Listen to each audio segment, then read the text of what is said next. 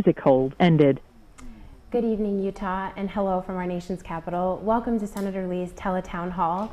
If you're joining us by phone this evening and would like to ask a question to Senator Lee, go ahead and press *3 so we can get your question. If you're online, please use the hashtag #LeeTownHall.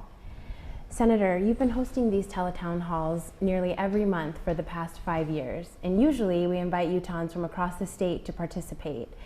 In fact, it's not uncommon for tens of thousands of Utahns to tune into your town hall events each month. But recently, you decided to tailor these forums to specific regions within the state of Utah. For instance, tonight, we'll be fielding questions from just 3 counties, Uintah, Duchesne, and Daggett. Why did you decide to do this? Well, first of all, I really like having these town hall meetings because it gives me an opportunity to interact with voters from throughout the state of Utah.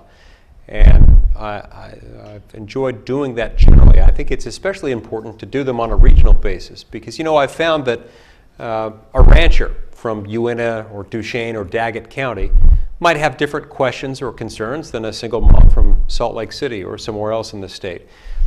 People around the state have different opinions. They also have different things that affect them, and different aspects of the federal government are likely to be concerning to them. So the most important thing to me about this kind of opportunity is that it gives me the chance to find out what's on your mind, what's troubling you, and how I can be of help to you as your senator. So I thank you for joining me tonight and look forward to the discussion that we have.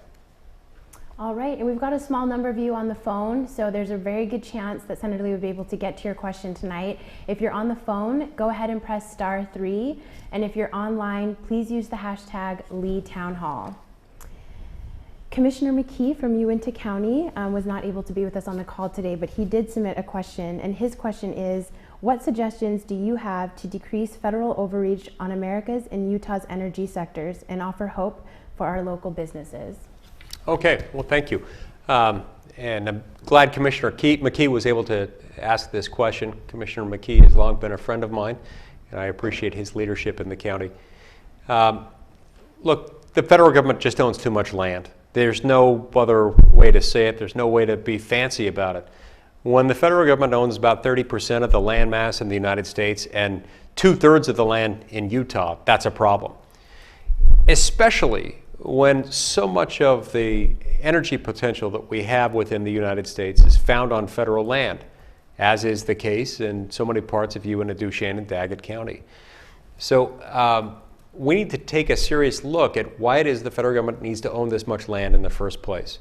I consider it unjust that the federal government own this much land anywhere, and that if it's going to own this much land in one state, well, why not in others?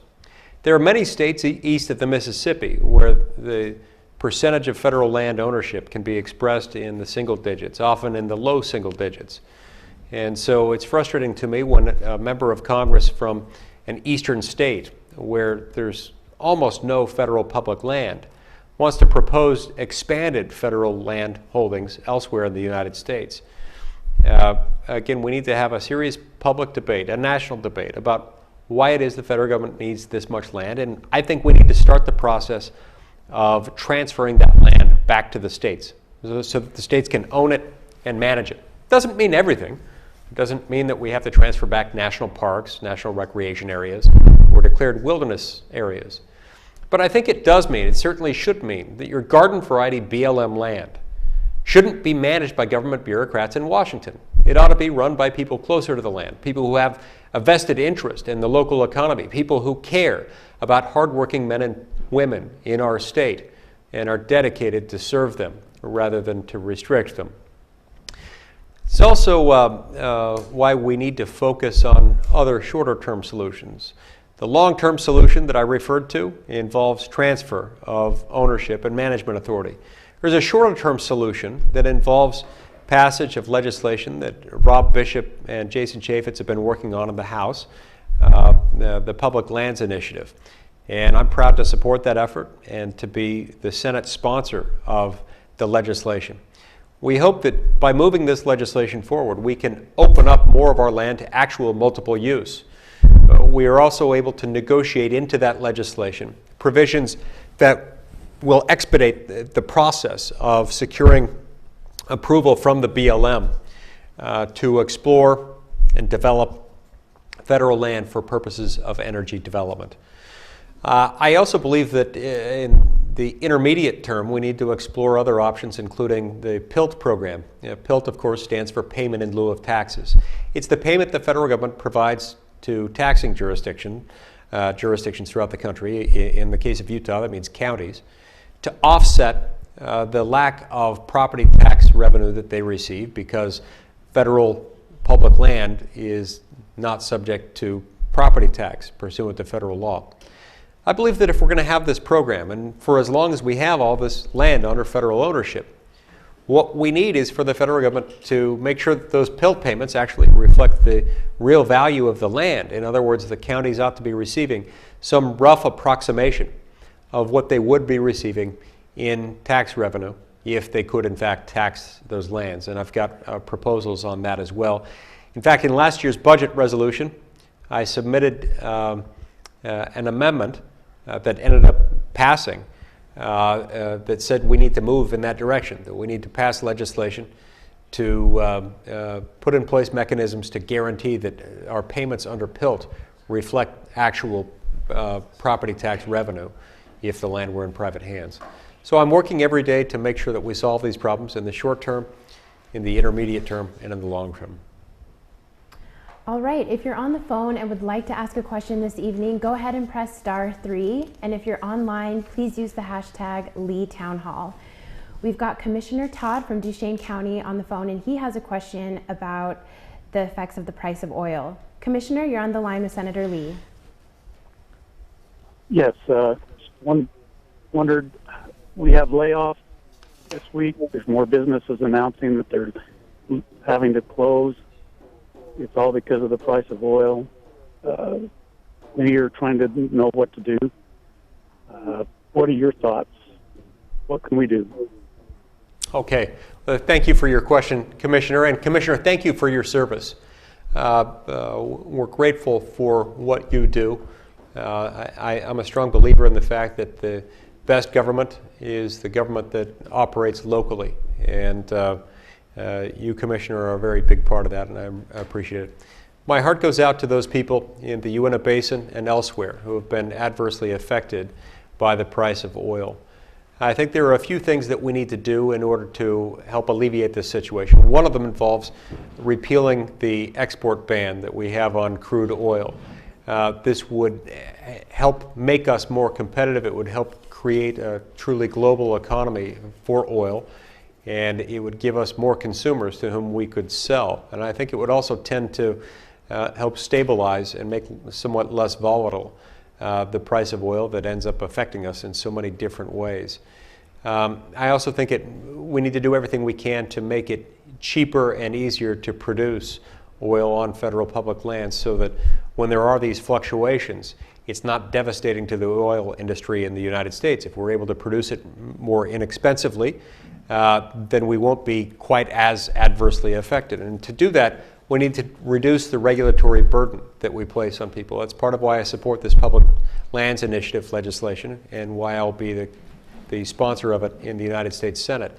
It's because once we enter into that process where we're dealing with federal public land, those who are involved in the process need the certainty that when they submit an application for a drilling permit, that application will be reviewed in an expedited manner and that it will be given due consideration and that they can move forward. We can't control everything that has to do with the price of oil, but there are things that we can do that will make it better. And I think reducing regulations and removing the oil export ban that's been in place for decades and is now very much an anachronism. I think making these changes would be a big step forward, and I'm going to continue to fight for those. All right, and just a reminder, if you're on the phone and would like to ask a question, go ahead and press *3. And if you're online, please use the hashtag #LeeTownHall. We're going to go to Vernal next, where Richie has a question about PLI. Richie, you're on the line with Senator Lee. Hello, Richie. Senator, how you doing? Just fine, Richie. Thank you. Our concern is with the PLI is I'm a cattleman here in Uintah County. we run a lot on public range. Our concern with the PLI is if we support it, we agree, we look at the language, which we're doing now, we agree to the language, and we support it. Our concern is by the time it goes through the Senate, it will look nothing like what we agreed to. Can you give us some kind of guarantee that what we agreed to after this process is finished and it's in your hands, it'll look the same as it did when we agreed to it? Yeah, okay, that's a great question. I'm so glad you asked it, Richie. There is nothing for me that is more important than this. In other words, unless we can get the guarantees that we've been after from the beginning, unless we can get the release, the hard release language, guaranteeing that if we do this, that we will avoid the possibility of a monument designation in these areas. We will pull the plug on it. We will pull the legislation, and it will not pass. We will stop it dead in its tracks if it is modified in such a way that the protections that we've agreed to evaporate. Now, that doesn't mean that we would have to do that. We would have to stop it if somebody wants to replace a comma with a semicolon. If there are other really minor changes made, that might be okay. But I intend for the essence of the bargains that we've agreed to remain intact. If they can remain intact and we can be given the hard release language that we're demanding, then it's fine. If not, this thing dies, and I'll make sure that it dies. I'll make sure that it doesn't move another inch, because we're not going to give these things up if we don't get what we bargained for. You've got my word on that. Okay, just a reminder to everyone joining the call, if you're on the phone and would like to ask a question to Senator Lee, go ahead and press *3. And if you're online, please use the hashtag #LeeTownHall. We're going to go online next. Mark, he has a question. It says, we just held our annual Burbot Bash fishing competition this past weekend here at Flaming Gorge. Any chance we can get you out here next year to help us remove the quote-unquote ugliest fish in the world from our fishery? Oh, hey, I'd love to. That sounds like a lot of fun. The bigger and the uglier the fish, the better off it would be. I really enjoyed the opportunity to see the state, and there's no place that's prettier than Flaming Gorge. I remember one of the first times I went there was when I was in high school. Went up there with my dad and my brother and a bunch of friends. We had a great time up there, and beautiful place, pristine water, wonderful fishing. There are a lot of things to like there. So yeah, I would love to join you for that. All right. And just another reminder, if you're on the phone and would like to ask a question this evening, go ahead and press *3. And if you're online, use the hashtag #LeeTownHall. We're going to get right back on the phones. Winterton from Duchesne has a question about PLI. Winterton, you're on the line with Senator Lee. Hello, Commissioner. There we go. You I think you already answered my question. Commissioner Winterton, and the people asked you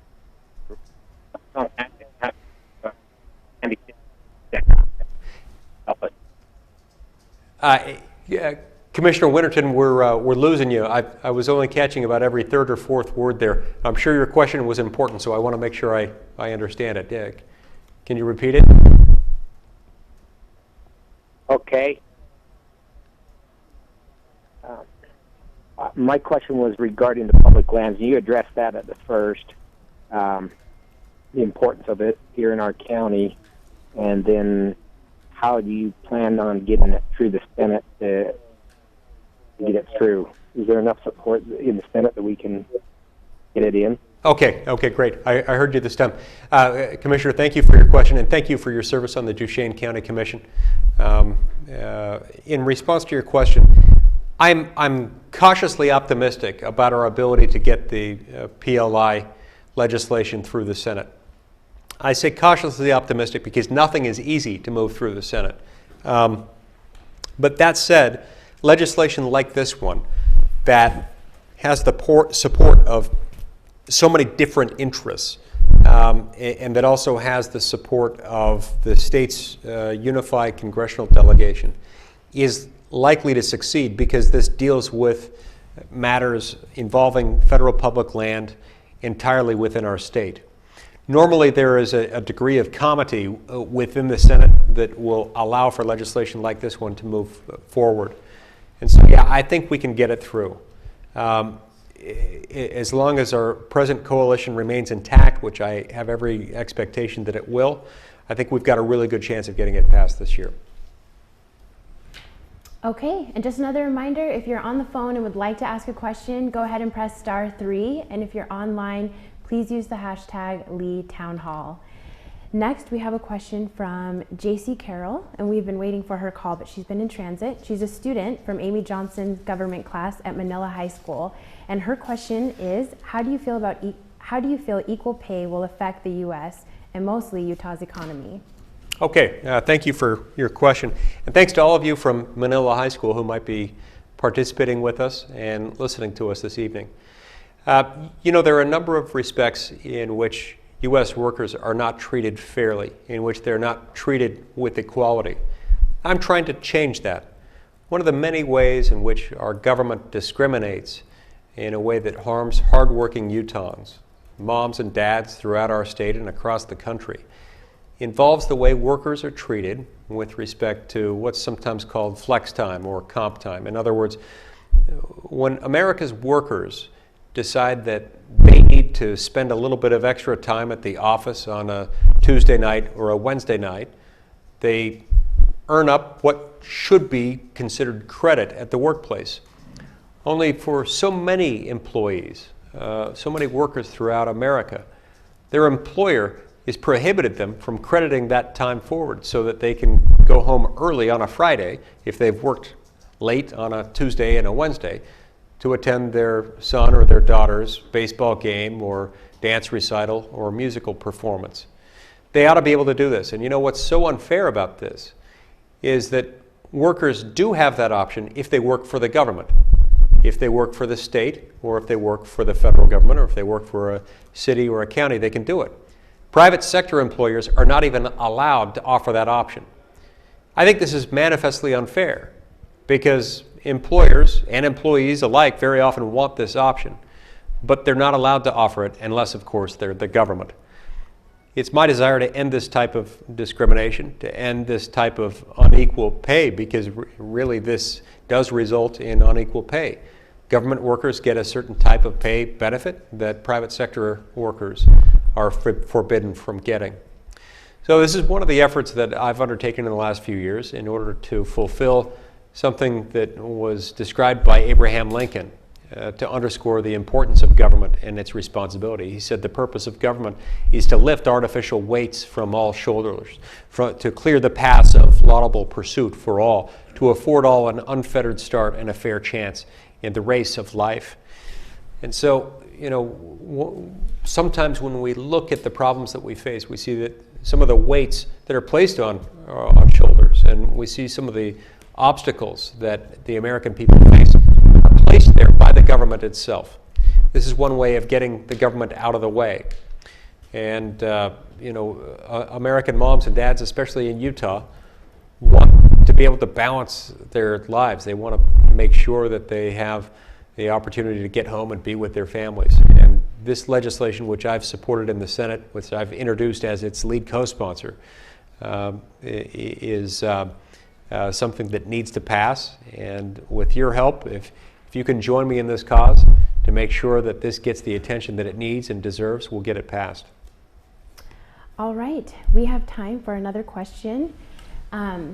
Senator, we usually get a number of questions every day online that are submitted, and one of them, his name is Tad. He's a Duchesne County rancher, and he's actually listening. He's not on the phone, but he is listening tonight, and his question is, what can be done to hold the Forest Service accountable to its own rules, better yet to the American people? And another question that we want to combine with that, Barbara is asking, with the tragedy in Oregon, what are you going to do to protect ranchers' rights in Utah? Okay, yeah, those questions really do go pretty well together.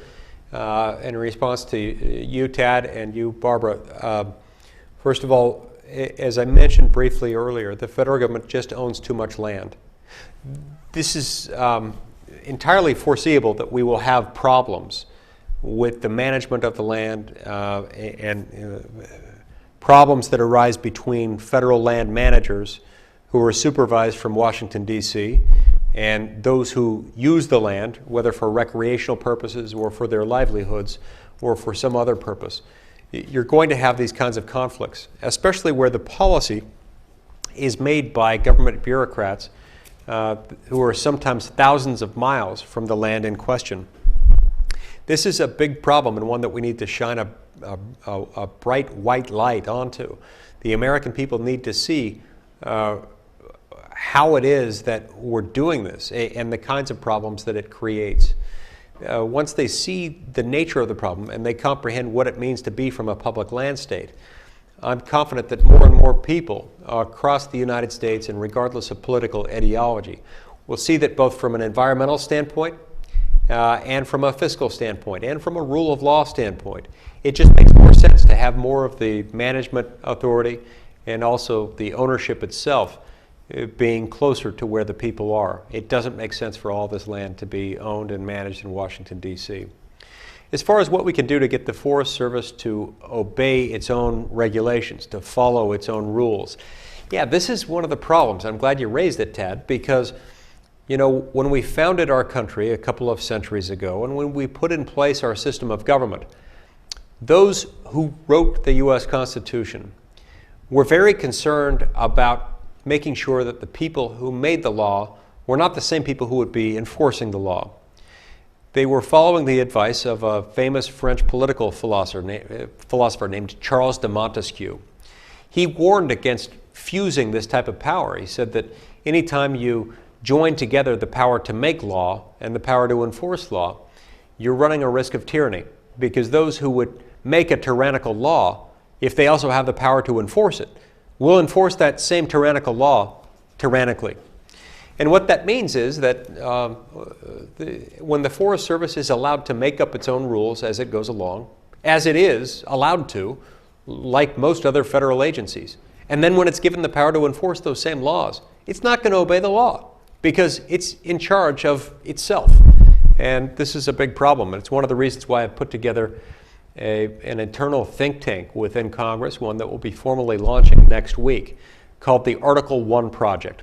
The purpose of the Article 1 Project is to help Congress reclaim its authority. Over the last few years, Tad, we have seen Congress delegate out its lawmaking power to federal agencies, whether it's the Forest Service or the BLM or the EPA or any of the other dozens and dozens of agencies that are given de facto lawmaking power. We see that the lawmaking power is being given to people who have the power to make up the law and then enforce it. And perhaps most crucially, these people are not subject to election. They don't ever stand for election, and they won't ever. Doesn't mean they're bad people. It just means that you can't control them, and when you can't control them, when they don't answer to you, they start to behave like tyrants.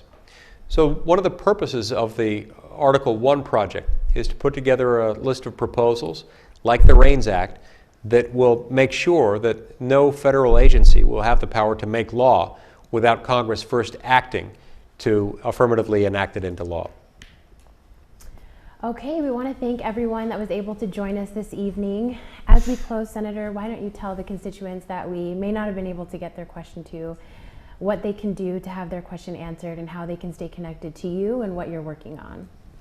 Okay, first of all, thank you very much to the residents of Uintah, Duchesne, and Daggett County for joining me this evening for this tele-town hall. I appreciate your input and want to continue to hear from you. For those of you who wanted to ask a question but weren't able to do so, or if you know anyone else who fits into that category, keep in mind that you can visit my website at lee.senate.gov, where you can ask questions, where you can find out more about future town halls, where you can find out about legislation that I've introduced in Congress. You can also reach me through Twitter at @SenMikeLee or on Facebook, Senator Mike Lee. I'm very glad that each of you joined us, and if you want to use any of these mediums for reaching me, you can do so. You can also call my office at 202-224-5444. I also want you to feel free to call my office if you've got a question with a federal agency. I have the very best staff in Washington, D.C. They're very skilled at dealing with federal agencies. If you're having a problem with the federal government, with the application of federal law, or with a federal agency, please let my staff know, and we'll do everything we can to help you. You can also reach my state office at 801-524-5933. Again, I thank each of you for joining me tonight, and look forward to hearing from you in the future. In the meantime, may God bless the state of Utah, and may God bless the United States of America. Have a good night, everyone.